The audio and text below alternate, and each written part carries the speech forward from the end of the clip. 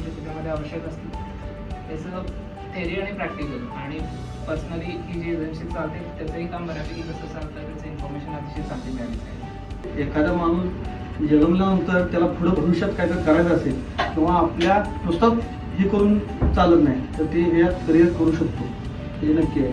दुसरी गोष्ट एजन्सी बरोबर काम करण्याची मला तर आता पहिल्यांदा या आज सेशन झालं असं वाटायला की लगेच उद्या बाबा आपण बोलणी चालू करावी, कारण बरेच ह्यात शिकण्याजोग आहे आणि आपल्या मागच्या म्हणजे आपल्याबरोबर जे असतील किंवा जे तयार होणार त्यांनाही शिकण्यासारखं बरंच आहे. तर मला यात मजा आली थोडक्यात सांगायचं.